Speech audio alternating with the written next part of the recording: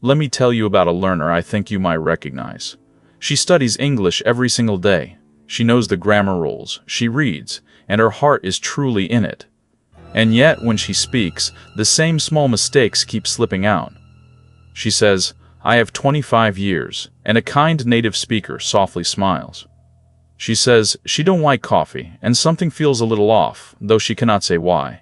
And slowly, she begins to wonder if she is just not good at English. If any part of that feels like you, please take a slow, gentle breath, because nothing is wrong with you, and your English is not broken. These little mistakes are not signs of failure. They are simply the most common mistakes almost every English learner makes. And the wonderful news is this: each one is small and easy to fix. So before we begin, let me share the kindest idea in this whole lesson. A mistake in English is not a failure. It is a signpost. It is a small, friendly sign on the road that points and says, "Here, this is where you can grow next." Every fluent speaker you have ever admired made these exact same mistakes, many times, on their own way up. Mistakes are not the opposite of learning. They are the very shape of learning. They are the very shape of learning. So today, we are going to look at 7 of the most common English mistakes. For each one, I will do 3 simple things. First, the wrong way, the version you might already say. Then the right way, the natural version. And finally the reason, a short, simple why. There is no need to memorize anything in a hurry. Just listen softly and let each fix settle in. Let us begin. Our first common mistake is about telling people your age. So many learners say, "I have 25 years." It feels logical, because in many languages you really do have your years. But here is the wrong way. I have 25 years. And here is the right way. I am 25 years old. In English, we do not have an age. We are an age. The reason is simple. In English, age is a state of being. Something you are, so we use the verb to being. Something you are, so we use the verb to have. You can even drop the last words and just say, "I am 25. So whenever someone asks how old you are, gently reach for am, not have. I am 25. My daughter is 6 years old.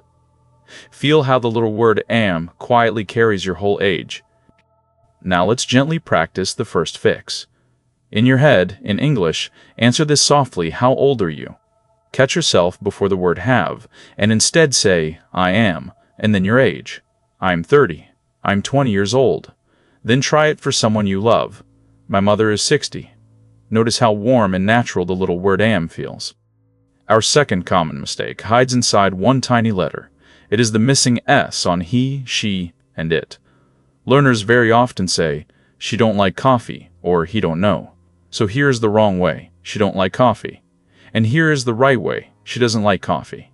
The difference is small, just doesn't instead of don't, but native ears notice it instantly. The reason is a gentle rule about the third person. When we talk about he, she, or it in the present, the verb quietly takes an S. He likes. She knows. It works. And because of that same S, the negative becomes doesn't, not don't. Listen to the pairs. I don't, but she doesn't. We don't, but it doesn't. So the moment you hear he, she, or it, let the little S slip in, and don't quietly becomes doesn't. Let's make doesn't your own. Think of one person, he or she, and one thing they do not like. In your head, say it carefully: she doesn't like tea. He doesn't watch television. Catch that little S, and let don't turn softly into doesn't. Say one sentence quietly now, and feel how natural that gentle S sounds. Our third common mistake comes from the heart of wanting to agree. Learners often say, "I'm agree," or "I am agree with you." So here is the wrong way: I'm agree. And here is the right way: I agree. We simply drop the am. The reason is quietly beautiful. In English, agree is already a full verb all by itself. It is an action, like to run or to eat. We would never say I am run or I am eat. In the same way, we do not say I am run or I am eat. In the same way, we just say I agree. So listen to the natural versions. I agree with you. I completely agree. He agrees, with that little S we just learned. So whenever you feel that warm urge to say I'm agree, gently let the am fall away. I agree.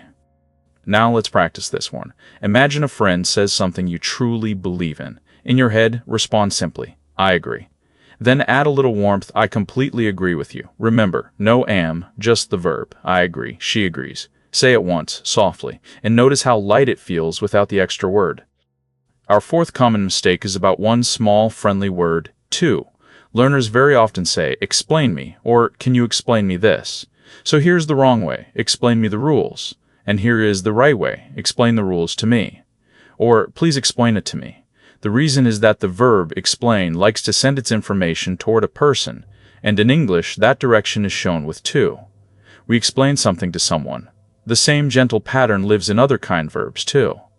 We say it to me, not say me. We describe it to me. So picture the word to as a tiny arrow pointing from the idea toward the person who will receive it. That small arrow quietly makes your English sound smooth and natural. Let's gently practice the word to. Imagine you need a little help understanding something. In your head, ask kindly, can you explain it to me? Please explain the lesson to me. Place that small arrow, to, before the person. Say one softly to yourself now, and feel how naturally the sentence flows toward me. Our fifth common mistake is a gentle mix-up between two small words, since and for. Learners often say, I have lived here since 3 years, so here's the wrong way, I have lived here since 3 years, and here's the right way, I have lived here for 3 years. We use for with the length of time, an amount, like 3 years, 2 hours, 10 minutes. We use since with a starting point, a moment when something began, like 2020 or last Monday. So listen to the pairs. For 3 years, but since 2020. For a long time, but since I was a child. A simple way to remember, if you can count it as a duration, use for. If it names the moment it started, use since. Now let's practice for and since. Think of something you have done for a while, like learning English. In your head, say it 2 ways. With a length of time, I have learned English for 2 years. With a starting moment, I have learned English since last spring. Say one softly now, and feel how for measures the time, while since marks where it began. Our sixth common mistake is about a few special words that quietly refuse to become plural. Learners often say, informations, or many advices. So here's the wrong way. I need more informations, and he gave me good advices. And here's the right way. I need more information, and he gave me good advice. We never add an S to these words. The reason is that some words in English are uncountable.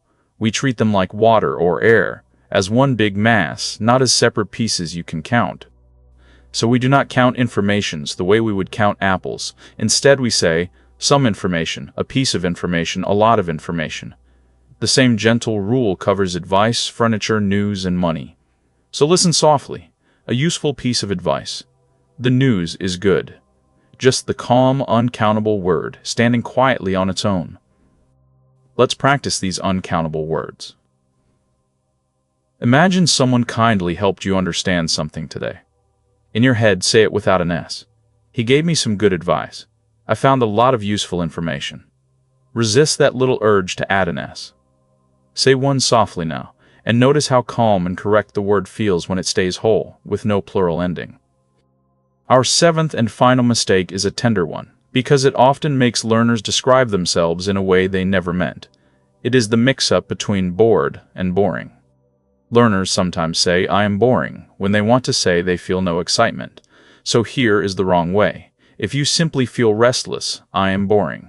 And here's the right way, I am bored. These two endings carry very different meanings. Words ending in ed, like bored, describe how you feel inside. Words ending in ing, like boring, describe the thing that causes the feeling. So if you say, I am boring, you are sadly telling people that you make others fall asleep. But if you say, I am bored, you simply feel restless right now. So feelings end in ed, and causes end in ing. You, dear learner, are never boring. You might just feel a little bored. You might just feel a little bored. Let's gently practice bored and boring. Think of how you feel right now, and choose the ed ending for feelings. I am interested. I am relaxed. I am not bored at all. Then describe a thing with the ing ending. This lesson is interesting. Say one sentence about yourself softly now, and remember, You are never boring. So let's gently gather our 7 fixes one more time. First, your age. Not I have 25 years, but I am 25 years old. Second, the little s, not she don't, but she doesn't. Third, the simple verb, not I'm agree, but I agree. Fourth, the small arrow, not explain me, but explain it to me. Fifth, time, for a length of time, since a starting moment. Sixth, the uncountable words, not informations or advices, but information and advice. And seventh, your feelings, not I am boring, but I am bored. 7 small fixes, and please remember the heart of it all. Every one of these mistakes was simply a signpost, gently showing you where to grow. You do not need to fix all 7 today. Choose just one, the one that felt closest to you, and listen for it this week. Each time you catch a small mistake, do not feel ashamed, feel proud, because catching it means you are truly learning. Your English is growing, one gentle fix at a time. Be patient and tender with yourself. Thank you for spending this calm time with me today. Now go and speak, and take care.